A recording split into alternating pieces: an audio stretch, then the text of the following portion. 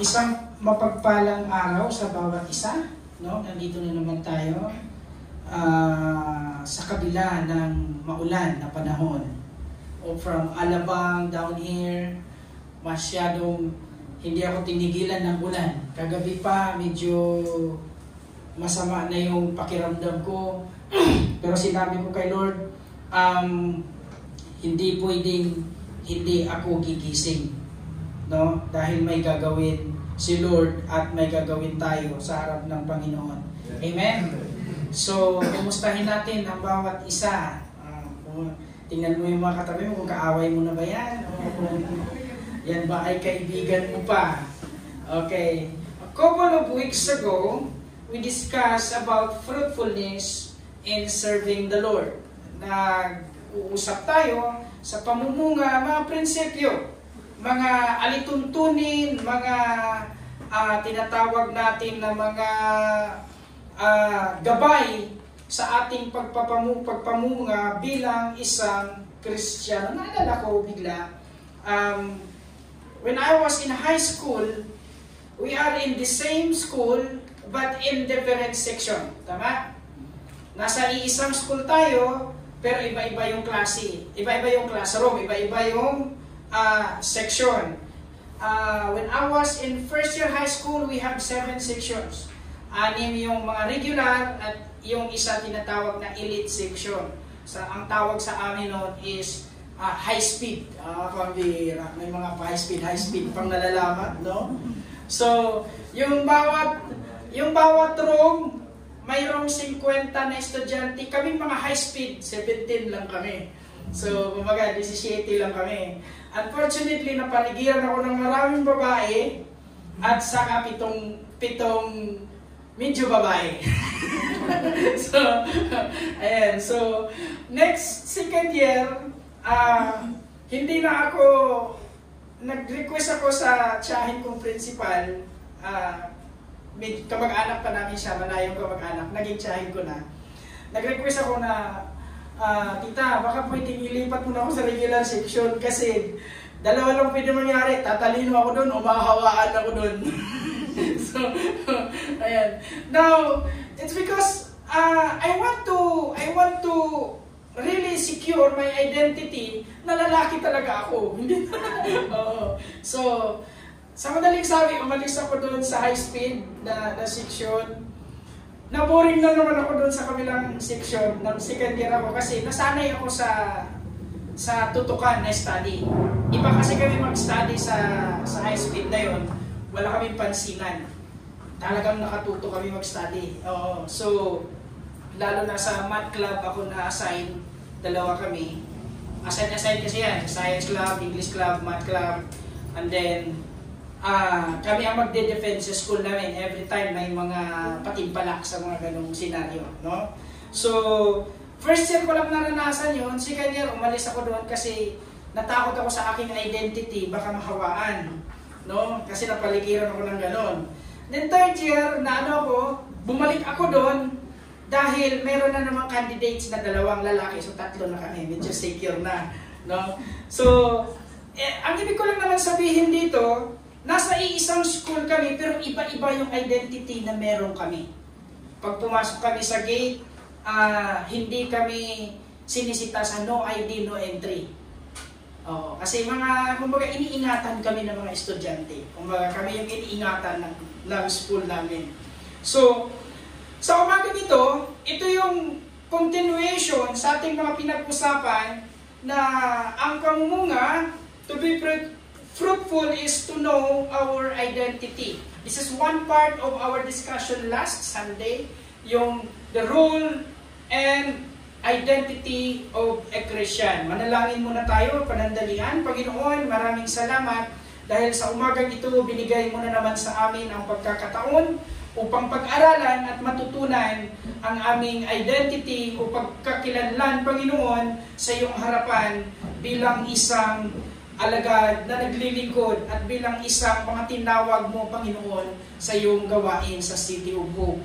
Pagpalain mo ang bawat isa at gabayan mo ang bawat isa. Ingatan mo ang aming puso na tatanggap ng iyong mga salita.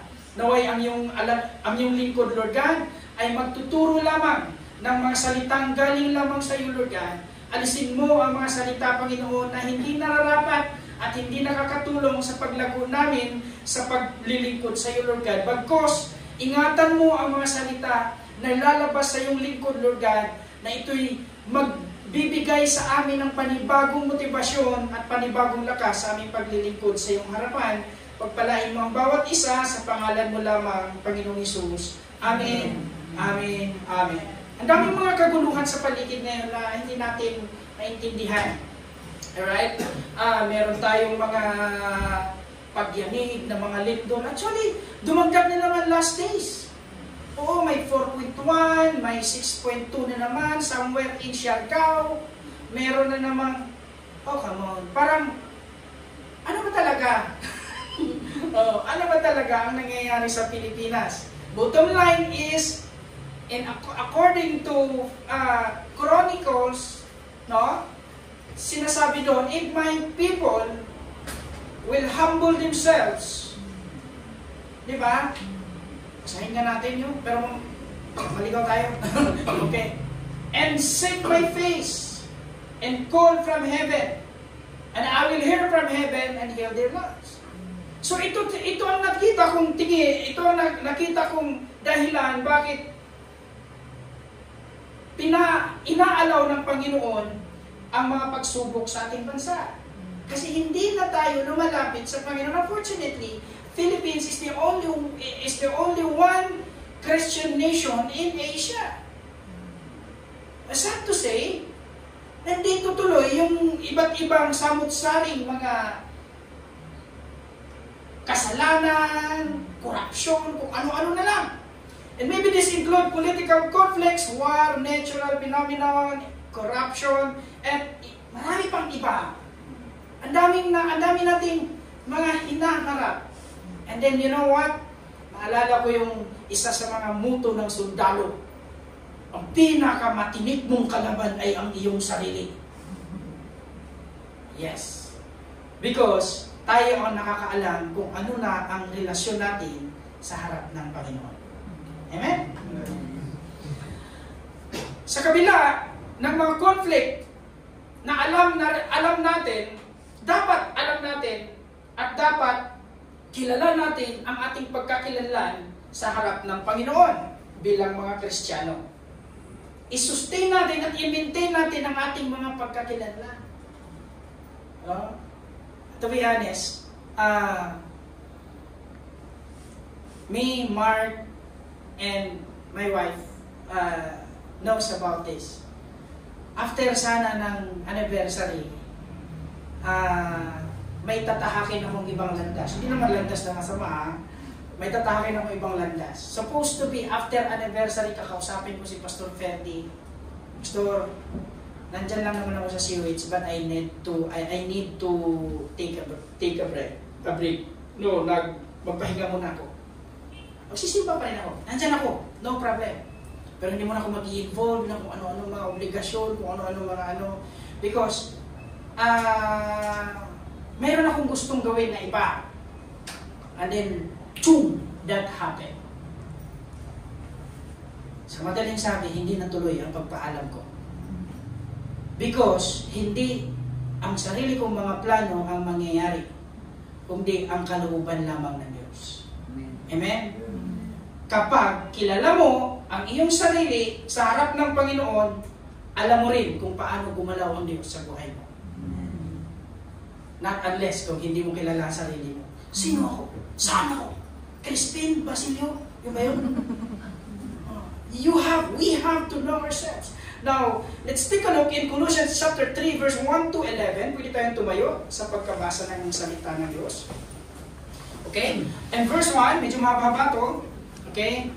Yamang binuhay kayo muli na kasama ni Kristo, ituloy niyo ang inyong pag-iisip sa mga bagay na nasa langit, na ginaroonan ni Kristo na nakaupo sa kanan ng Diyos. Ang mga bagay na panalangit ay iniisip ninyo, hindi ang mga bagay na napanlupa, sapagkat namatay na kayo at ang inyong buhay ay nakatago sa Diyos kasama si Kristo. Si Kristo ang inyong buhay at kapag siya'y nahayag, mahahayag din kayong kasama niya at makakahati sa kanyang kaluwalhatian. Kaya't patayin na ninyo ang mga pagnanasang makamundo, ang pakikiapid, karumihan, mahalay na simbolo ng lalim, masamang pagnanasa at ang kasakiman na isang uri ng pagsamba ng Diyos-Diyosan. Dahil sa mga ito, tatanggap ng parusa ng Diyos ang mga taong ayaw pasakop sa Kanya. Kayo man ay namuhay din ayon sa mga pagnanasang iyon na kayo ay pinagalian pa ng mga ito. Ngunit ngayon, itanggal na ninyo ang lahat ng galit, uot at sama ng loob. Iwasan ninyo ang pagkagalit at malaswang pananalita. Huwag kayong magsisinungaling sa isa't isa, sapagkat hinubad na ninyo ang dati ninyong pagkatao. Dati ang mga gawa ninyo. Isunod ninyo ang bagong pagkatao na patuloy na nagbabago at nagiging nalarawan ng Diyos na lumikha sa inyo upang lalo ninyo siyang makilala. Kaya sa kalagayan ito, wala nang pagkakaiba ang Griego at mga Hudyo, ang mga Gili at ang mga Liduli, ang dayuhan at ang hindi sibilisado, ang alipin at ang malalaya. Ngunit si Kristo ang pinakamahalaga sa lahat at siya'y nasa inyong lahat. Magsiupo tayo sa banal na presensya ng Diyos. In Colossians chapter 3, verses 1 to 11, Paul teaches us to maintain our identity as Christians, even in the midst of the many conflicts sa ating paligid. Yan ang tinuro ni Pablo sa atin. Alright? Now, isa sa mahalagang bagay na dapat bigyan natin ng tuon at pansin ay ang kailangan nating nag-focus. Christians should focus on the eternal things. Well, alam naman natin lahat na ang mundong ito ay ating iiwanan. Alright? Unfortunately, sad to say, mas minahal ng tao ang mundong ito kaysa sa makalangit na mga bagay. Yun ang kadalasang nangyayari. Biruin mo, kung totoo man yun, yung hinahatid ng malita-malita na pera, mabihira. Hindi na lang hinahatid sa City of Hope, no? Oo. Ilang malita daw yun? 37 na malita, tapos ang laman bawat isa, 45 million. Oh! Hinatid lang sa bahay ng isang politiko. Hindi ko lang ngalanan kasi mahirap makilala si Saldico. Teka. Ayan. So in verse 1, tingnan natin. Yamang binunyag kayo muli na kasama ni Kristo, ituon ninyo ang inyong pag-iisip sa mga bagay na nasa langit, na kinaroonan ni Kristo, na nakaupo sa kanan ng Diyos. In verse 2, ang mga bagay na panlangit ang isaisip ninyo, hindi ang mga bagay na panlupa. Very common example. Sa pagising mo sa umaga, ano ang pinakauna mong ginawa? Sa pagising natin sa umaga, ano ang pinakaunang tumatak sa ating buhay na nagiging cycle natin sa buhay?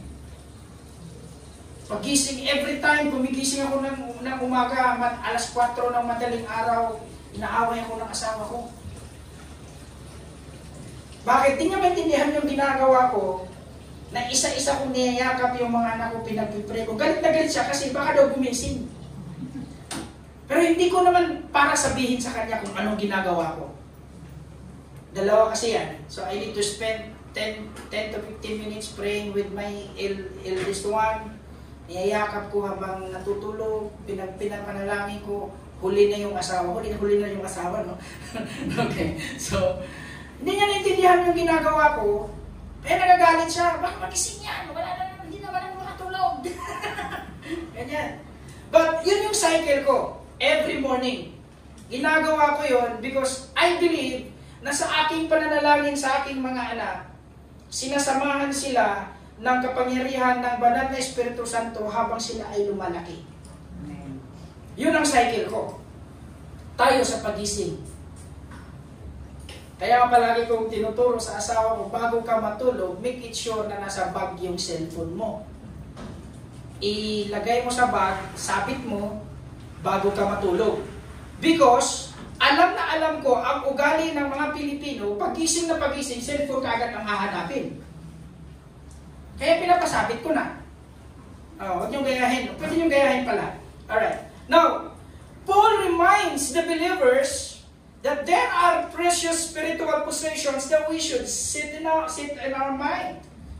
Na pwede nating, na kailangan nating ilagay sa ating isipan. Kailangan nating, sabi pa ng Bisaya, isilsil sa alimpatakan. Ilagay sa ating isipan ang mga bagay na spiritual. Isa ito sa dapat nating malaman. It is an eye-opener for us believers concerning our former status that we were dead to sin but are now alive in Christ. Huwag natin kalimutan yun. Kaya, ganito yan eh.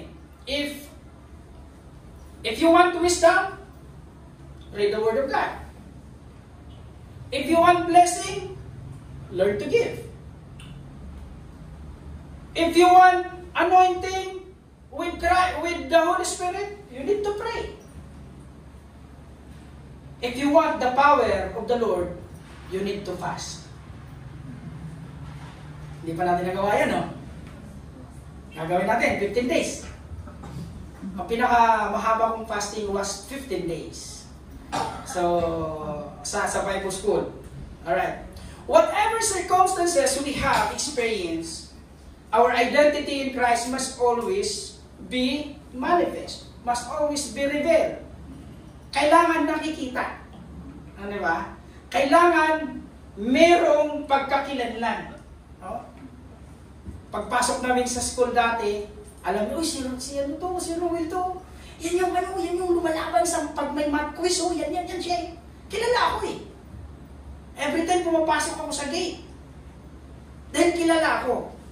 Ang tanong, bilang Kristiyano, pag sumasama ba tayo, kapag nasa loob ba tayo ng ating mga kaklase, katrabaho, alam ba nila na Kristiyano ka? O baka katulad ka ng kwento na pinagmamalaki pa niya, pinagyayabang pa niya, Pastor, iniingatan ko ang aking pagka-Kristiyano. 5 years ako sa Saudi, walang nakakaalam na Kristiyano ako.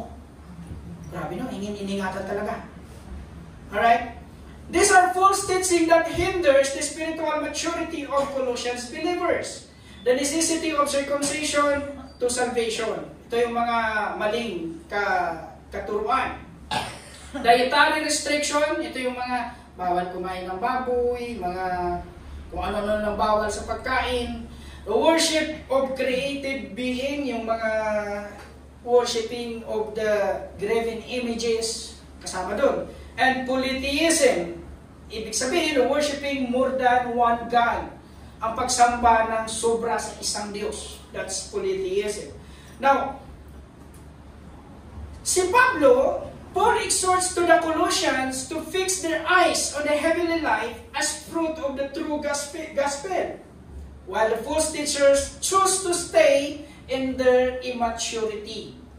Pinili nilang manatili sa kanilang immaturity. Ano ba yung Tagalog ng immaturity? Parang walang Tagalog yun. Isip bata daw. Alright. Now, ito yung sinabi ni Paul. Napansin nyo? It's a reason with Christ.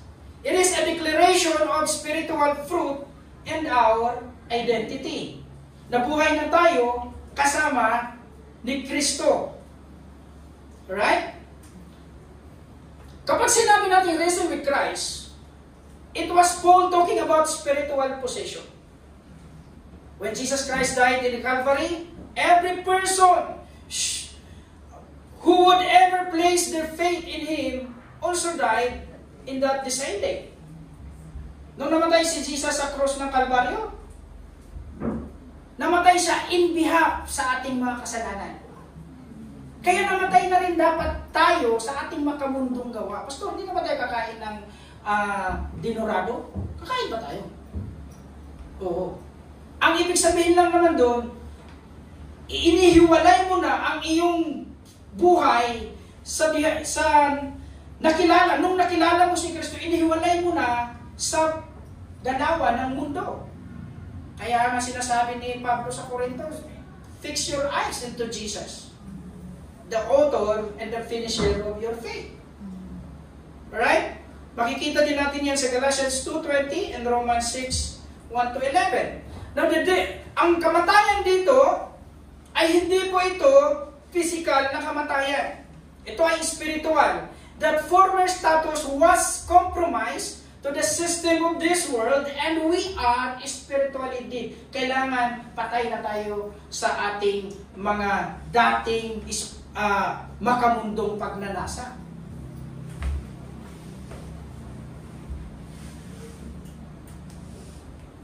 Lahat tayo meron ito nung mga panahon na hindi pa natin nakilala ng Diyos. Lahat tayo namumuhay sa makamundong bagay. But God graciously took us out from the world and brought us into a godly living through the death of Jesus Christ. Inalis na tayo doon. Inalis ka na, huwag ka na bumalik. Kaya may kanta na, I have decided to follow Jesus. Gusto ko yung pinakadulo eh, no turning back. Sabi pa ng Bisaya, no turning back, no turning back.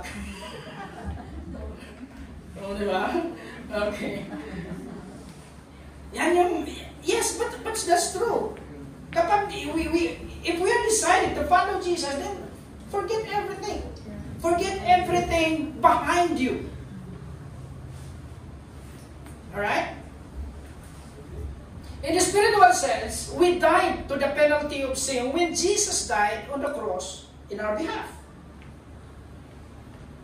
Ang katotohanan yan, nung namatay si Jesus sa cross ng Kalbaryo, para sa atin, namatay na rin ang ating lumang katauhan. Patay na yun. Yung bungangira ka, patay na yun. Diba? Yung high-tempered ka palagi, patay na yun. Yung nanunumbat ka, patay na yun. Diba? Yung nangungupit ka sa nanay mo, patay na yun. Okay? Now, what should be our response to such gracious act of God? Of course, to fix our mind in heavenly things, which is eternal and where our Lord is. Kung saan nandoon ang Panginoon. Tingnan nga natin sa verse 1, yamang binuhay kayong muli na kasama ni Kristo. Ituon ninyo ang inyong pag-iisip sa mga bagay na nasa langit na kinaroroonan ni Kristo. Alright? Ituon yung mga bagay, ang ating pag-iisip sa mga bagay na nasa langit. Kung saan nandun si Jesus, kasi yun naman talaga ang dahilan bakit ka niligtas ni Jesus eh. Ang makasama ka sa langit eh. Diba? Yun naman talaga dahilan. There's no other reason. Sinabi ko nga kay Leah, binero ka, ako mas matanda sa'yo ng 9 years. Malamang una akong aalis sa'yo sa mundo. Pag umalis ako, huwag kang mag-asawa ulit. Kasi pagdating sa langit, aasawain kita ulit dun. Oh, kasi kung mag-asawa ko ulit, malilito ka pagdating dun. Dalawa kami. Kidding aside, wala namang ganun sa langit. But my point is, lahat tayo pupunta doon. Kapag sigurado tayo sa ating pagkakilanlan sa Panginoon. Amen? Alright. Now, we seek those things which are above. When in our minds, we are truly pilgrims in this world and are not bound to it. Dayo lang tayo dito. Dayo, paulit-ulit ko itong sinabi, aalis tayo lahat dito. Maybe me tomorrow, maybe you other day. Diba? Siguro ako bukas, kayo sa ibang araw. Simple as that. Kuya Alfred pa kagabi, sabi niya, may tumambling nung natuklap yung ulo doon sa may C6. Nadaanan daw niya. And you think yung driver na yun, alam ba niya na ganyan mangyayari niya sa araw na yun? No. Hindi niya alam yun. Na hindi ang ating pagtuunan ng pansin, hindi yung ating mga appetites, hindi ang ating mga kayamanan, hindi ang ating mga ari-arian, hindi ang ating mga nakamit sa buhay. Hindi yan ang buhay nating mga Kristiyano. Kung mayaman ka, praise the Lord. Gamitin mo yan sa paglilingkod sa Panginoon. Kung talentado ka, praise the Lord. Gamitin mo yan sa pagpupuri sa Panginoon.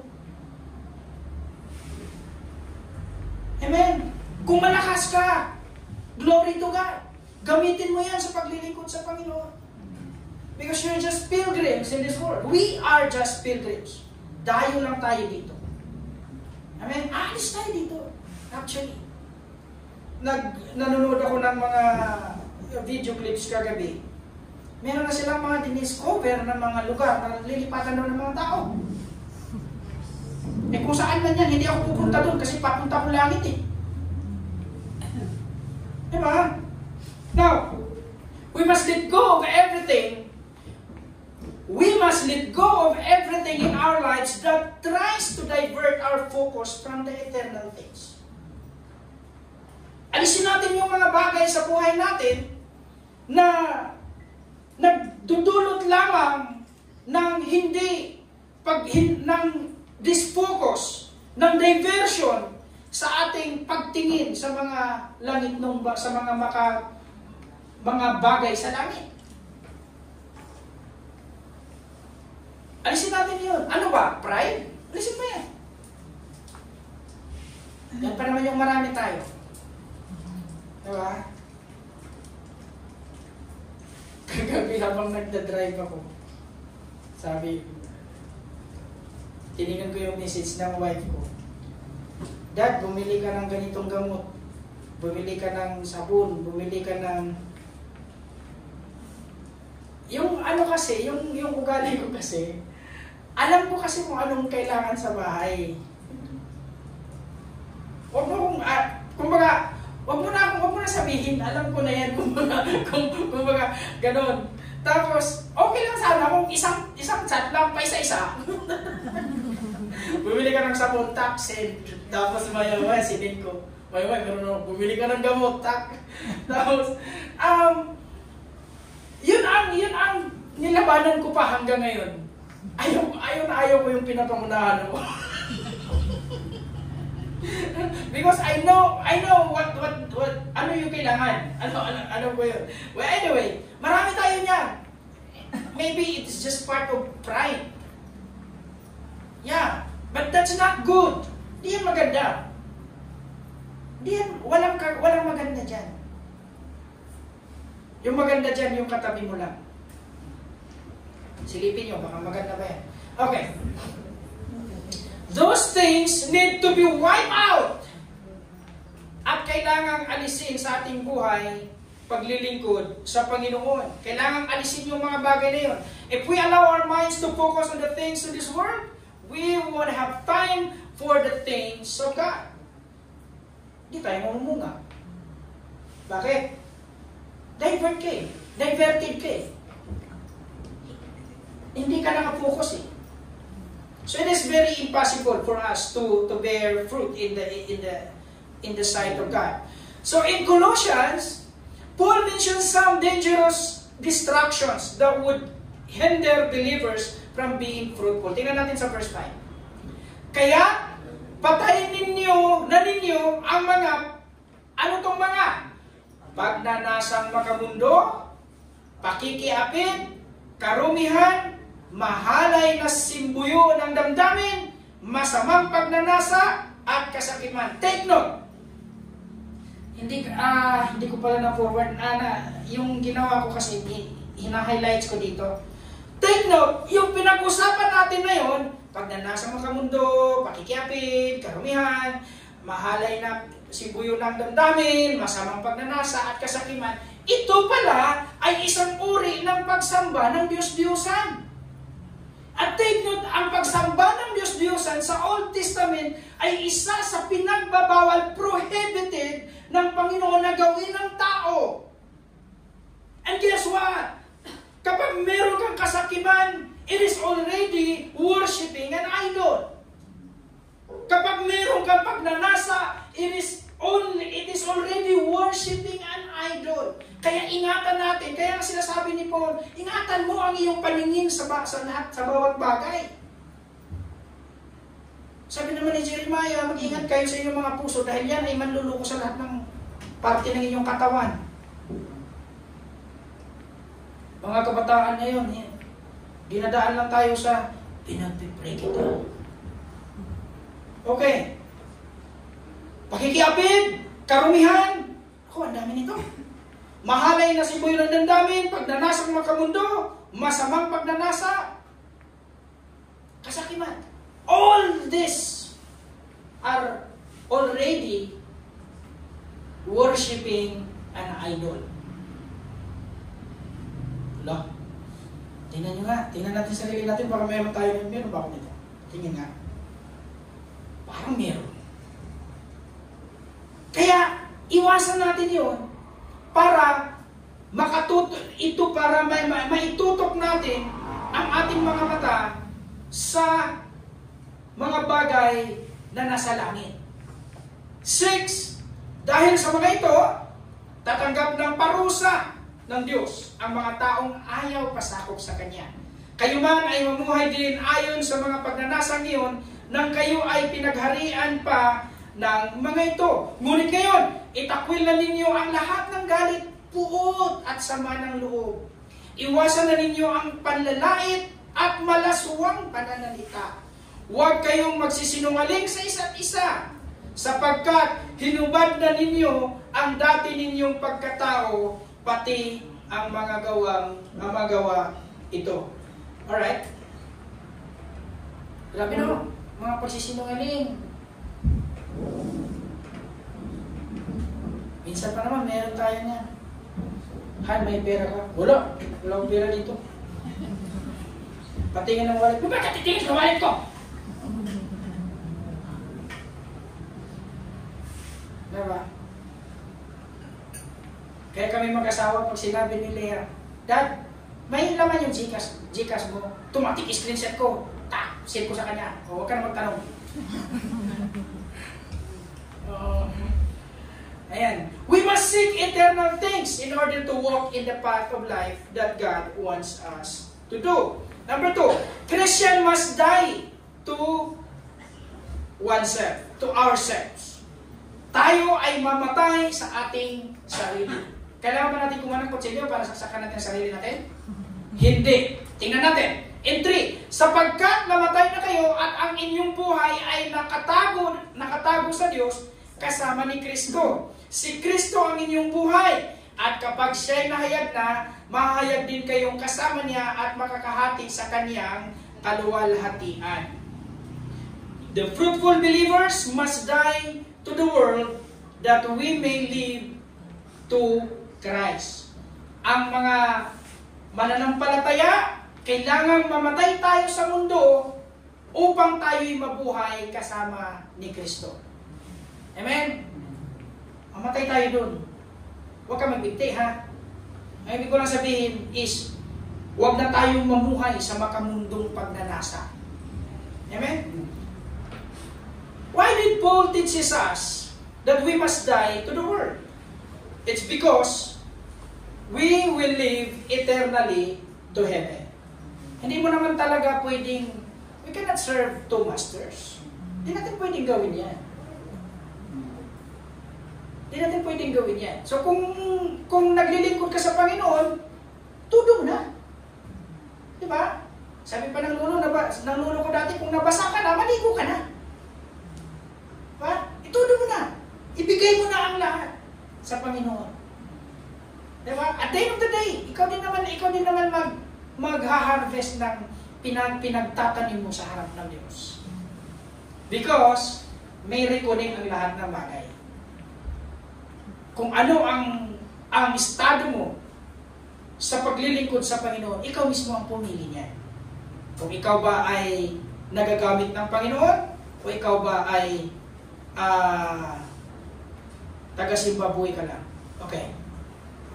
Now, the things in this earth are to be left behind. Iiwan natin ito lahat.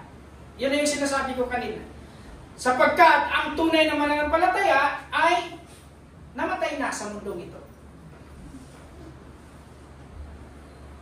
Wala na tayo sa mundong ito ang ating pagnanasa, ang ating kaisipan. As we go through our journey in this challenging world, we always need to look our lives and our walk with the Lord. Kailangan nating tingnan palagi ang ating estado sa paglilingkod sa Panginoon. Alam nyo, ikaw lang naman nakakaalam kung ano yung estado mo sa harap ng Diyos. Every now and then, ikaw lang nakakaalam niya. Ikaw lang ang nakakaalam kung may devotion ka pa ba. Ikaw lang ang nakakaalam kung may prayer ka pa ba sa harap ng Panginoon. Ikaw lang din nakakaalam kung nangungusap pa ba ang Diyos sa'yo. It's all yours. Pero si Paul nagturo sa atin na as we go through in the journey, sa mga maraming pangyayari sa mundo, kailangan mong tingnan palagi kung paano ka lumakad sa paglilingkod sa Panginoon. Check mo sarili mo, Lord, teka, malayo na ba ako sa iyo o malapit pa ako? Alam mo yan. Every time you read the Word of God, kapag nangungusap ang Diyos, ay, alam nyo, blessed na blessed ako kahapon kasi pumunta ako sa Oakville, doon sa OBS natin, doon, with Sister Rosel and Sister Rachel. Kakarating lang pala nila. Nung nakita ko doon, takot ako kasi dinumo ko ng mga tao. Nandito si Pastor. Ito ganyan. Alam niyo, natakot ako kasi in the first place, alam ko yung lugar na yan. Lugar yan ng mga kumbaga, hindi pinalad ng mga tao. Natakot ako. At the same time, masaya ako kasi kilala nila ako. Alam nila kung sino yung dumating. Diba? Hindi, nag-start na sila. Nandun ako. Sinabi ko lang, pasok na kayo, mag-start na. Pumasok sila. Why? Because, alam nila, kilala nila kung sino ang taong kumausap sa kanila. Naintindihan niyo ako? In other words, the effective way of soul winning is yourselves. It's your life. Buhay mo. Yung hindi ka na magsasalita ng marami. Dahil nakikita nila na ikaw ay totoong naglilingkod sa Panginoon. Amen? Are you still aware of your foundation in Christ? Alam pa ba natin? Matibay pa ba tayo? Matibay pa, no? Biruin mo, nakakasakit na silang lahat sa labas, tayo hindi. Sobrang tibay. Diba?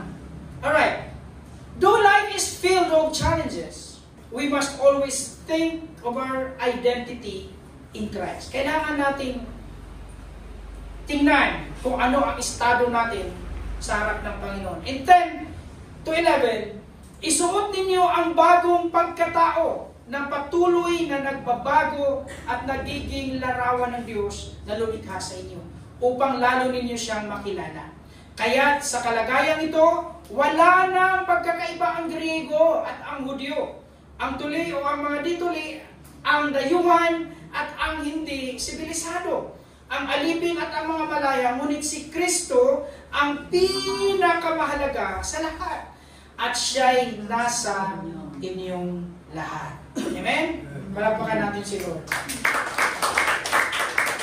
Bilang kabahagi ng City of Hope, Urban Mission, tayo na tinawag ng Panginoon sa pamumunga, upang mamunga, kinakailangan na alam natin ang ating pagkakilanlan sa harap ng Panginoon. Alam mo dapat yun. Katulad ng message ni Lord last Sunday, alam mo dapat kung saan ka magagamit ng Panginoon.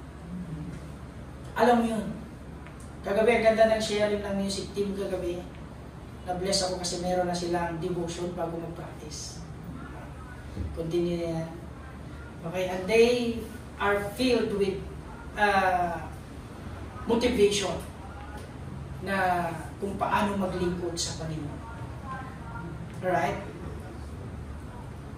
Bilang isang kabahagi ng COH family, God called us to be fruitful in knowing our identity in Christ. In what way?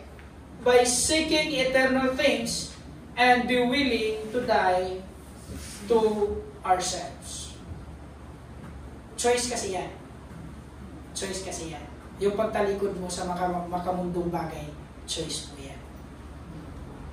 Meron tayong kapatid sa naig na sinasabi doon, isa sa mga kilalang tao sa BSP. Nahirapan siya kasi nasanay siya sa buhay na may alak, may sigarilyo. But then, when he met the Lord Jesus Christ through the gospel, tinanggal niya lahat yun. And to the extent na nagkakasakit siya, kasi yung adjustment ng katawan, magkakasakit ka talaga. Every time nilalak na magkakasakit siya, but hindi niya na inalaw yung sarili niya doon. Bakit? Sabi niya, nung tinanong ko, Tito, pwede lang naman kasi gradual yan. Kasi meron akong mga kaibigan din na gradual yung ano nila. Kasi magkakasakit ka talaga niyan. Sabi niya, hindi na baling magkasakit ako para kay Kristo. Wow. Amen? Kaya sa umagang ito, mga kapatid, magsitayo tayong lahat sa banal na presensya ng Diyos.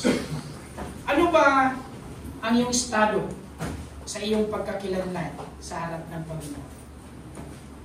Ano ba ang iyong pundasyon ngayon sa iyong paglilingkod sa Panginoon? Dapat alam mo, kilala mo ang sarili mo. If you are, kung ikaw ay nangihina, just go back to the presence of God. Kung ikaw ay pakiramdam mo, lumalayo sa Panginoon, just go back to His Word. Bumalik ka lang sa salita ng Diyos. Bumalik ka sa pananalangin at bumalik ka sa banal na presensya ng Panginoon. Shall we worship the Lord today? Thank you, Jesus. Panginoon, maraming salamat sa pagkakataon na muli ang iyong mga anak ay naturuan mo na naman ng iyong banal na salita. Maraming salamat dahil ang bawat isa ay naging mga lingkod at alagad mo, Panginoon, ng City of Hope. Tinawag mo sila ayon sa iyong plano. Tinawag mo sila ayon sa iyong kalooban. Kaya sa umagang ito, Lord God, aking dalangin na sila po ay iyong gabayan. Ang City of Hope Kanlubang ay iyong pagtibayin. Ang City of Hope Kanlubang, Panginoon, ay iyong pagpalain sa lahat ng aspeto ng kanilang buhay. Lord God, whatever silent prayers, Lord, na meron sila sa bawat isa, Ikaw, Panginoon, ang nakakaalam nito. Ikaw, Panginoon, ang may alam, at Ikaw, Panginoon, ang nagbibigay ng iyong layunin at kalooban sa bawat isa. That's why our prayer, Panginoon, let your will be done. And let your kingdom come over our lives, Father God. Hayaan mo ng iyong kalooban lamang ang mangyayari. At ang iyong kaharian lamang ang maluwalhati, Panginoon, sa aming buhay. Mga kapatid ko na narito ngayon, pagpalain mo sila, ingatan mo sila, at ibigay mo sa kanila ang kanilang mga hiling at mga dalangin, Lord God, sa bawat isa. Aking mga kapatid na wala dito, dahil sa panahon, Lord God, pagpalain mo rin sila, Panginoon. Pagtibayin mo ang kanilang pagkilala, pagtibayin mo ang kanilang pananampalataya at paniniwala na kami po, Panginoon, ay iyong tinawag upang maglingkod para sa iyong kapurihan. Sa umagang ito, Lord God, dalangin namin. Abutin mo ng iyong makapangyarihang kamay ang lahat ng may karamdaman. Abutin mo ng iyong makapangyarihang kamay, Panginoon, ang nangangailangan ng kagalingan. Amen. Sa pangalan mo, Panginoong Hesus. Sa aming pastor, Pastor Ferdy, Lord God, kasama kanyang may bahay, Sister Joy, Lord, alam mo, Panginoon, ang laman ng kanilang puso. Alam mo, Lord God, ang laman ng kanilang isipan. Kaya sa oras na ito, Lord God, pagpalain mo sila at igawad mo sa kanila ang kumpletong mga pabor at pagpapala mula sa iyo. Lord, pagalingin mo ang aming Pastor Ferdy, Lord God. Gradually, we see your miracle. And we believe, Lord God, it is your hands. Iyong kamay ang humihipo sa kaniyang katawan, Lord. Pagpalain mo siya, bigyan mo siya ng panibagong lakas sa paglilingkod, sa pag-lead sa amin, Lord God, upang kami ay maging kapakipakinabang at mabungang Kristiyano sa harap mo, Panginoong Hesus. Maraming salamat sa mga leaders na ginagamit mo upang tumayo. Sa gitna ng pagsubok, sa gitna ng mga testing sa aming paglilingkod, Lord God, may mga leaders kaming tumayo, Lord God. Pagpalain mo rin sila, Lord God. Ibigay mo sa kanila ang katalinuhan na galing sa iyo. Ibigay mo sa kanila ang kalakasan na galing sa iyo, Lord God. Pagpalain mo ang cham board, Lord God. Ingatan mo sila. Dagdagan mo pa sila, Panginoon, ng mga tinawag mo para sa paglilingkod, Lord God. At salamat, Panginoon, dahil sila ay ginamit mo upang gabayan ang City of Hope Christian Churches, Panginoon, sa aming bansa. Panginoon, pagpalain mo ang bawat isa, maging ang iba't ibang local churches, Lord, ng City of Hope sa umagang ito, Lord.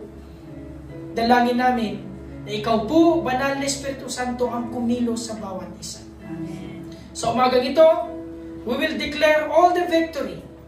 We will declare all the blessing. We will declare the strengthening of faith, Lord God, sa bawat isa, Lord. Yes, Lord. Ideklara namin na kami po ay mas tumibay pa, mas titibay pa sa aming paglilingkod sa iyo. Yes, Lord. Tinataas ka namin, pinupuri ka namin, Panginoon, sa iyong kapangyarihan lamang, Panginoong Hesus. Maraming salamat sa iyong pagkilos at maraming salamat sa iyong banal na presensya na aming naranasan sa mga oras na ito. Yes, Lord. Panginoon, tinataas ka namin, sinasamba ka namin, at pinupuri ka namin sa pangalan ng Ama, ng Anak, at ng Banal na Espiritu Santo. Amen. Amen. Amen. Lahat ng papuri. Thank you, Jesus.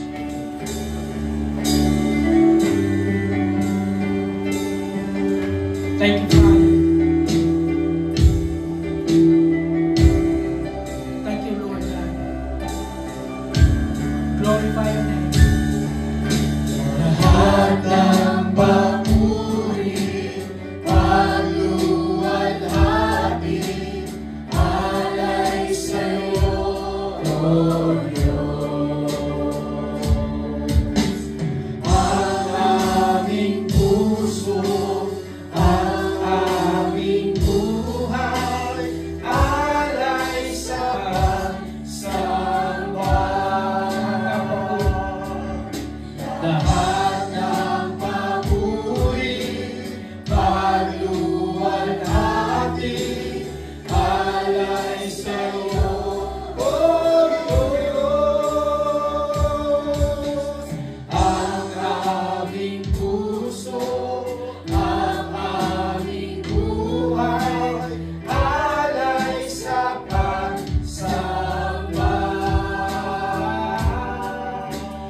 Alay sa pagsamba. Alay sa pagsamba. Purihin natin ang Panginoon sa kanyang banal na presensya. Amen. Pasiya po tayo sa banal na presensya.